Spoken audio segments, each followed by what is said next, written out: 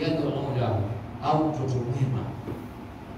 Sasa niambie, mtoto mwema kama akusikizi tu hapa unaambia swali haswali, atasaka kuombea wewe, anakukumbuka wewe, ana mjana wetu kuswatia ka misimamo ya ajabu haya, angekukumbuka kwenye hitma, at least ingekuwa bwana tusomeeni hitma ambayo tutakumbuka kwenye dua pale, ishaambiwa bida na ndio wapendezwa na huko, atakuombea kweli huyu.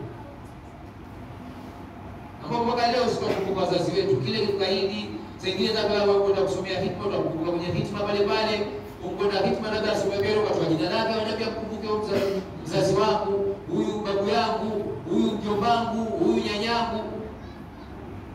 Ikiwa mtoto wako kujenga hapo kukumbuka, atakumbuka. Na hiyo ndio penalty nyingine kubakishiwa, ukufa ikatwa amalu.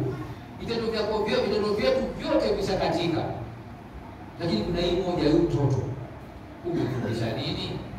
Umefundisha skuli, umefundisha kupata.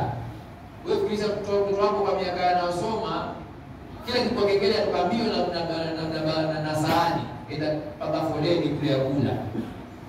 Daily afundishwa kuwa binafsi, selfish. Afikiria yeye apate. Ndio ile kosa ya mcheka kutani mjinga, kumweza kwenda tukambio. Akipasi aona kupasi ndio kufanikiwa. Kwa kupata maksi kadhaa, zile tiki na rongi, aona ndio rongi kama ndio feli na tiki ndio pasi. Hakuona kwamba kupasi kwenda peponi. Hakuona kufeli kufanya madhambi. Yake ona kufeli kwamba kufeli skuli. Hebu niambieni, generation hino itafanya nini huko mbele?